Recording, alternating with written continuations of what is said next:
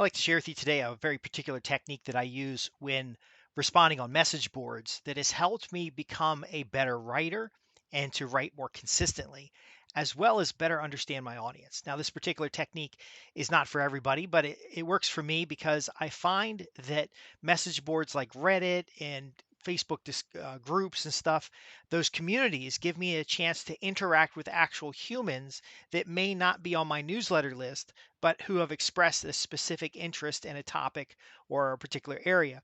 Now, what's valuable about this is that I'm actually doing audience measures and audience kind of sentiment analysis, as well as trying to be useful and helpful by answering individuals' questions.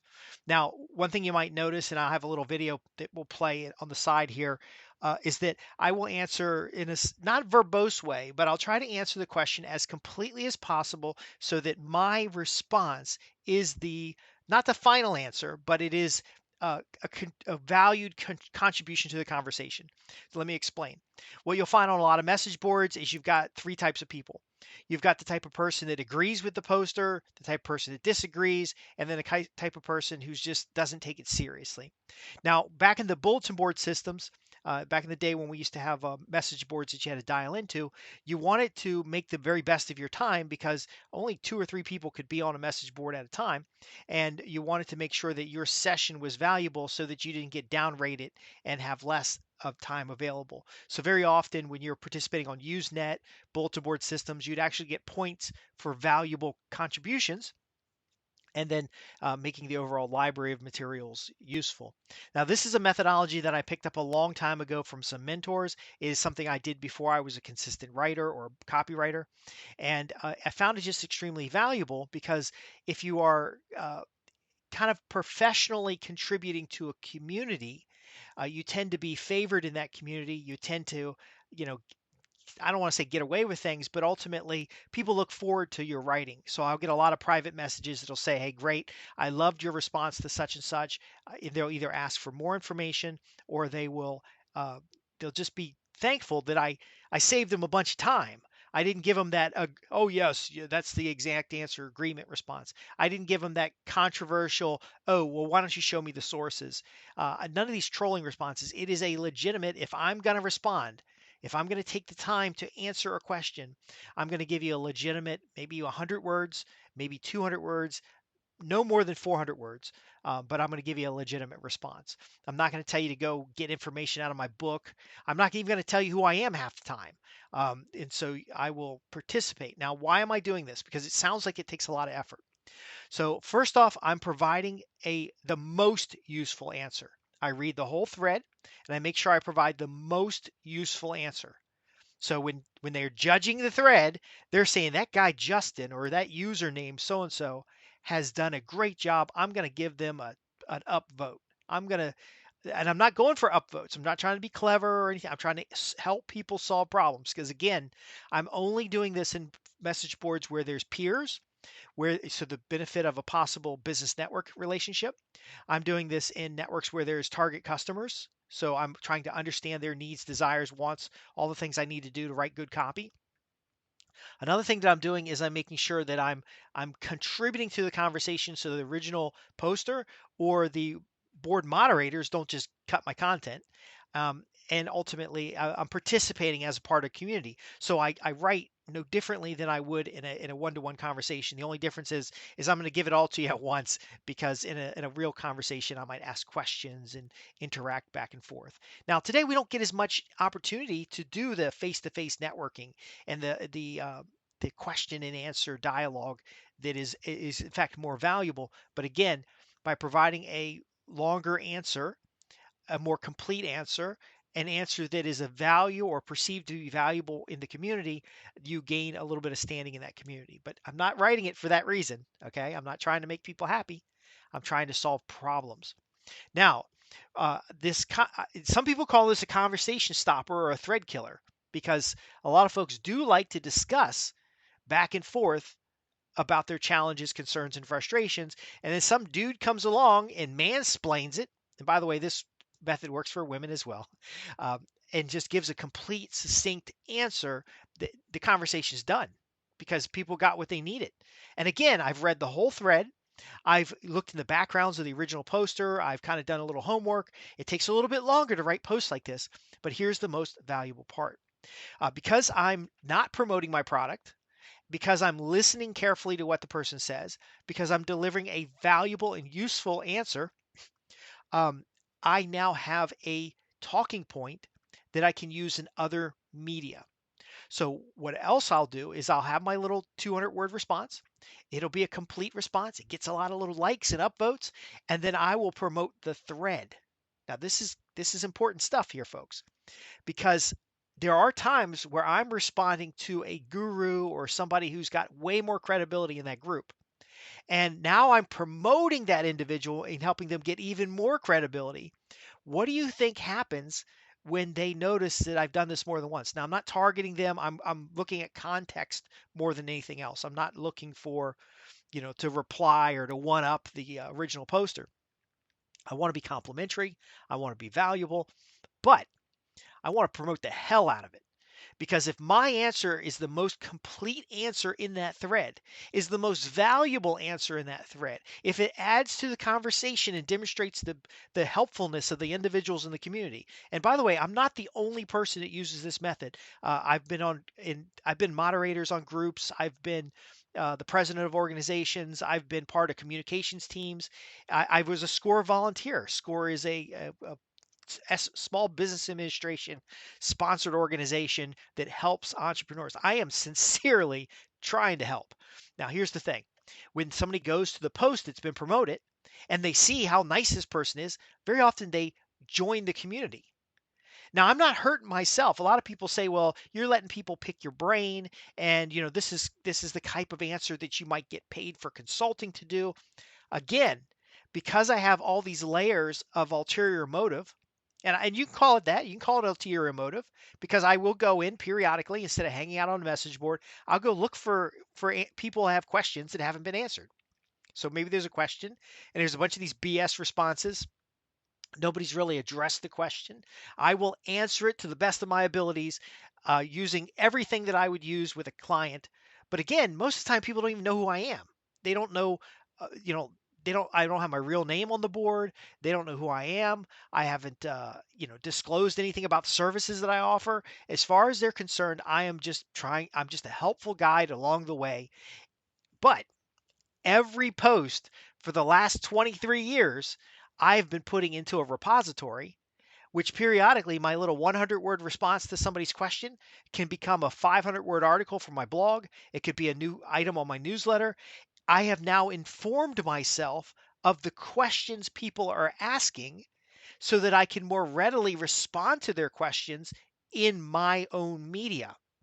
So I'm using Reddit, Facebook groups, just as a clue because I won't get to survey the people in a group. Several of the LinkedIn groups that I'm on have 140,000 members of the group, and I wouldn't be able to survey those individuals if I didn't have credibility with the group, or if I didn't have access as a moderator or anything else. But I don't have to even create a survey because I can read the questions that people ask. I can, as part of my research, this is why I'm sharing this with copywriters primarily, but it works with knowledge workers, it works with professionals.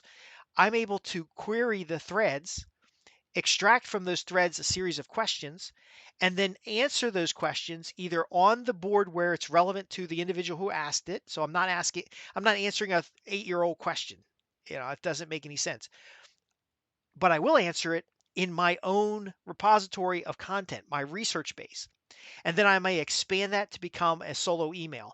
I might expand it to be a newsletter article. I might expand it to be a post on another platform. So I might answer a question on Reddit with maybe 75 words, and that's all that was needed. Now, people ask, should I respond with a long response or a short response? You respond with the number of words necessary to provide the other person maximum value.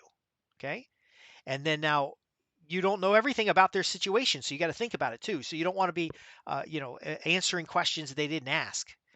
Now you can answer questions they didn't ask in your own notes because later you're going to combine your response and your notes to come up with articles, materials, other content. See, I don't have a problem writing content. In fact, I can write just god awful amounts of content. The problem is always like with most copywriters is having an audience large enough. So now I have had people ask questions and they'll join my email list and then they'll probably see the same content again, just rewritten for the email platform. Because again, we're writing for that. It's as Dan Kennedy talks about, the message to market match. So I'm sharing a message appropriate for the message board, but I'm expanding that message appropriate for my email subscribers. I'm expanding the message appropriate for my clients. So that's one piece of content prompted by a question on a message board that becomes part of a prospect newsletter and part of a client newsletter. Can you see how powerful this can be? I don't have to rack my brain about what I'm going to write. And in fact, I maintained editorial topics, big lists of editorial topics that might be things that other people answered really well. And I'll have a link to that. I'll promote the post that other people answered really well. This is really part of being a part of that community. And then ultimately, the overall traffic increases. I'm enhancing the value of that advertising platform, and then ultimately can come back with paid advertising. That's the big thing about this. Now, again, when I promote someone else's post that's a real good post, and I perhaps responded or didn't even respond, it's just a really good post, I'm actually building the value of that community. Now, all these communities have advertising. When I respond to somebody and provide a good answer, I'm giving that person a good feeling about being in the right place for getting answers. And then you might be saying, well, Justin, you never promote in your message. You don't do something like, oh, many of my clients have seen that problem. Here's 3 ways to solve it. And by the way, if you'd like to talk about it, here's how to reach me. I don't do any of that crap. Okay. But I'm building up their platform. I'm building up content from my library and serving my clients and newsletter subscribers. And then finally, I know what questions are being asked on that message board, so I can do a paid advertisement offering a special report or more information about the questions that they're asking. And then I drive them to my opt in, and then I give them. Now, guess here's what I give them. If I answer the same question or parts of the same question on 4 different message boards, I combine all that together, and now I have a feature length article, maybe 2,500 words, and I give that as an opt-in bonus. And then I put them right onto my email newsletter that has all these different responses. And on my own media, I can say, oh, in Digiformat on Reddit, I answered a common question about X, Y, and Z. Here was my response, and then I can link them to the full thread. Do you see how this is very powerful? This is very useful. In fact, I cover it in my program about article marketing, and that program has kind of evolved into a content marketing. But the concept of getting a prompt from a community, cultivating their response, both immediately, that's time relevant for the individual who asked it, and historically, which is time relevant for my media that I own, that allows me to come back with an advertisement that I know people will want to click on. And then people click on the ad, they join my email list, and then they get the results of all my other responses from all my other message boards that they don't have to go out and find. So, in a sense, I'm building the value of the community to gain goodwill inside that community and then paying for advertising so that you don't have to worry about, people downvoting you because you've did self promotion or getting in trouble with the moderators or anything like that.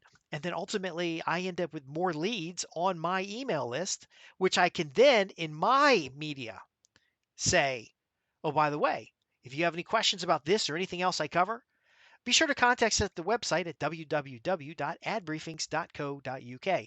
And then, of course, I can tag that URL, or I can send them to another special report, or I can send them to an article on the blog.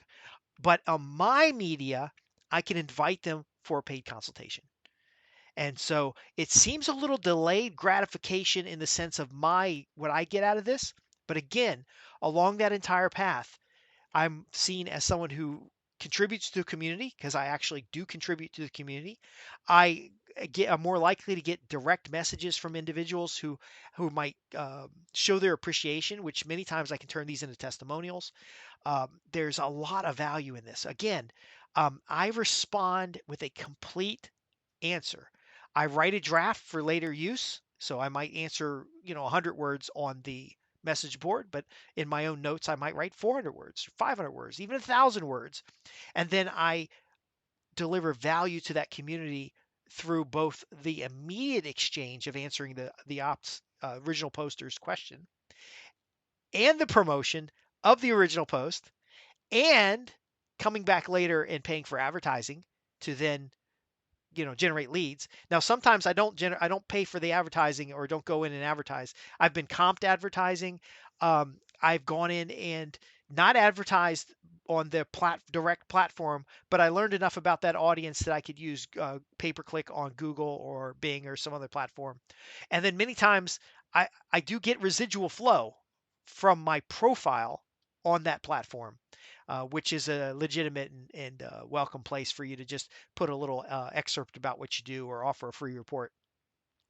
Folks, I don't know that you understand how powerful this is. It seems like I'm wasting time. Some people think I'm mansplaining. Some people think I'm just long winded. But ultimately, it's part of a content strategy that produces for me. I think I've got, and I got a little screen over here. I've got 22,000 articles and notes and research materials and stuff in a database now that I'm using, and we can talk about that at a different time. But when I need to write content on something, I don't have to spend a lot of effort. Now, I'm not recycling materials for people on the message boards. I don't want to make that my full-time job. It might take me 15 minutes or 10 minutes to reply. So I don't reply to very many things on a particular message board. Uh, the last thing I want to leave you with is that when somebody goes to see your previous posts, all my posts are gold. Not all of them, but the majority of my posts are gold, positive sentiment, helpful, just being a valuable part of that community. And it has earned me access is the main thing that's earned me. But again, if I had none of the community side benefit, being able to have a constant stream of writing prompts and a better understanding of my target audience, I win and you can win too. I'm Justin Hitt with Ad Briefing's copywriting tips, and this has been a kind of an insider tip on how to develop the the the story that's going on in the minds of your prospect, how to get in there and connect with them without being tacky, and to ultimately build a stream of resources that you can use for lead generation and even product development. My first book was built on you know basically responses from message boards that were over time cultivated, rewritten for my client base. Anyway, thanks for being a part of the Ad Briefings Copywriting Tips newsletter, which is built on your questions. So you don't have to wait till I someday maybe fall across your desperate ask on a message board.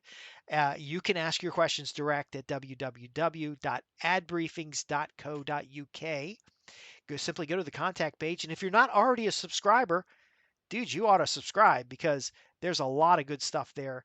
And again, I have my finger on the pulse of the community because I'm out there actively researching the markets, documenting what I've learned, documenting the common questions being asked, documenting the questions that haven't been asked that should be asked, and then building materials that are appropriate for those audiences and even testing them. Sometimes I'll put a post on a board and it'll get like 20, 30,000 views. It would just get a tremendous number of views. Now, again, I'm not self-promoting on this, so I now am using it as it becomes an unbiased test of interest. I will then extract it and then go pay for ads and get actual leads. You can turn 20,000 views into like maybe 30, 40 solid leads that are qualified to buy and probably 100 or so that are just interested. But again, if you want me to cover this in detail, I'll be more than happy to do so because this is something I've been doing for many, many years. And from dial-up message boards through Usenet, through early Reddit and BBS systems, I even had my own message board for a while. It has been a powerful way to keep your finger on the pulse of your community, whether it be your peers or your customers. Thanks for watching.